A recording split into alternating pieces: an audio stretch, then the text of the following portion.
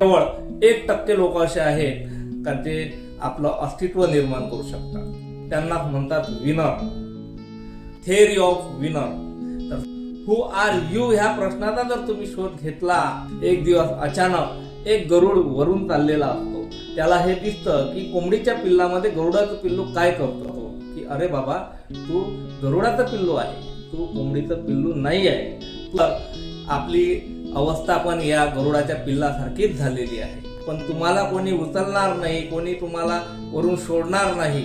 परमेश्वराने मानव हा असा जन्माला घातलेला आहे मित्रांनो, की त्याच्यामध्ये बुद्धिमत्ता आणि कौशल्य ठासून ठासून भरलेला आहे. जर इंसान वही जो अपनी तकदीर बदल दे. नमस्कार, मी डॉक्टर निलेश तीरमारे, मोटिवेटर आणि एंटरप्रेनर. मित्रांनो, या पृथ्वीवर अनेक जीव जन्माला येतात, मरतात.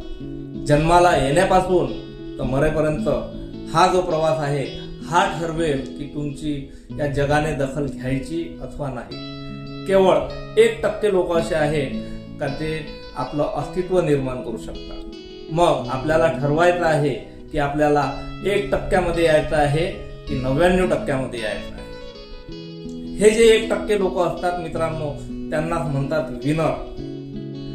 आणि आज आपण हेच बघणार आहोत की विनर कसा तयार होतो आणि विनरची थेअरी काय असते, थेअरी ऑफ विनर. तर थेअरी ऑफ विनर मध्ये सगळ्यात पहिलं सूत्र आहे मित्रांनो, आपण फक्त आपल्याला ओळखायचं आहे who are you. Who are you ह्या प्रश्नाचा जर तुम्ही शोध घेतला आणि तुम्हाला तुमचं अस्तित्व कळलं, तुमचं तुमच्या स्वतःमधला स्व जर तुम्हाला कळला, तर तुमचे थेअरीचं पहिलं पाऊल तुम्ही विनर होण्याकडे टाकलेलं आहे असं समजा. मित्रांनो, एक छानशी कथा आहे. एक झाड असतं, त्या झाडावर गरुडाचं घरटं असतं आणि खाली कोंबडीचं घरटं असतं. दोन्ही घरट्यामध्ये काही दिवसांनी अंडी येतात. काही दिवसानं काय होतं की गरुडाच्या घरट्यातलं अंड असतं ते कोंबडीच्या घरट्यामध्ये पडतं आणि यावर कोणाचं लक्ष नसतं. काही दिवसांनी कोंबडीचे पिल्ले जेव्हा बाहेर निघतात, त्यासोबतच ते गरुडाचं पिल्लू सुद्धा बाहेर निघालेलं असतं आणि ते कोंबडीच्या पिल्ल्यासोबत वाढायला सुरुवात होतं, त्यांच्यासोबतच खेळायला सुरुवात होतं. एक दिवस अचानक एक गरुड वरून चाललेला असतो. त्याला हे दिसतं की कोंबडीच्या पिल्लामध्ये गरुडाचं पिल्लू काय करतो. तो खाली येतो, तो विचारतो, त्या गरुडाच्या पिल्लाला सांगतो, अरे बाबा तू इथे काय करतो, तू गरुडाचं पिल्लू आहे, तू कोंबडीचं पिल्लू नाही आहे. तर तो म्हणतो, नाही मी कोंबडीचं पिल्लू आहे, मी गरुडाचं पिल्लू नाही आहे. तो ऐकत नाही. गरुड त्याला उचलतो, वर दूर एका डोंगरात घेऊन जातो आणि त्या डोंगरामध्ये त्याला एका दगडावर ठेवतो. परत समजावण्याचा प्रयत्न करतो की अरे बाबा तू गरुडाचं पिल्लू आहे, तू कोंबडीचं पिल्लू नाही आहे, तू उडू शकतो, चल उड, पंख पसरव आणि झेप घे. परंतु तो ऐकायला तयार नसतो. मग गरुड काय करतो की त्याला पंजात पकडतो आणि उंच घेऊन जातो आणि हवेमधून त्याला वरून आकाशातून सोडून देतो.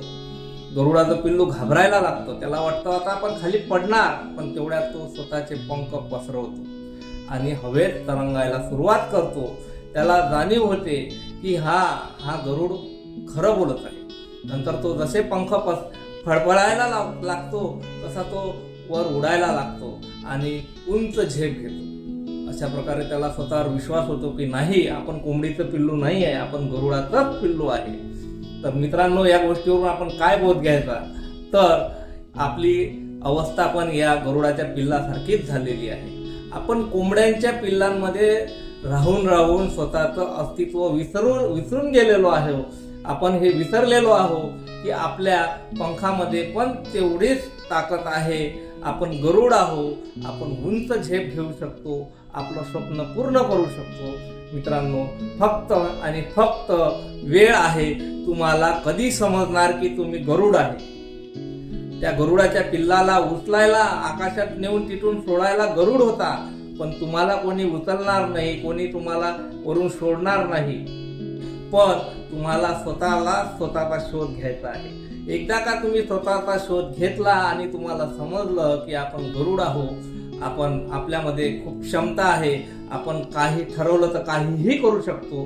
परमेश्वराने मानव हा असा जन्माला घातलेला आहे मित्रांनो, की त्याच्यामध्ये बुद्धिमत्ता आणि कौशल्य ठासून ठासून भरलेला आहे. जर आपण ठरवलं तर दगडातून पाणी सुद्धा काढू शकतो. त्यामुळं आपल्याला आपला शोध घ्यायचा आहे. एकदा का आपण आपला शोध घेतला तर आपण विनर बनण्याच्या दिशेने पहिलं पाऊल उचललं असं समजून घ्यावं. बघा ना, कुणीतरी किती छान ओळी म्हटलेल्या आहे, जो वक्त से लड़कर नसीब बदल दे, जो वक्त से लड़कर नसीब बदल दे, इंसान वही जो अपनी तकदीर बदल दे.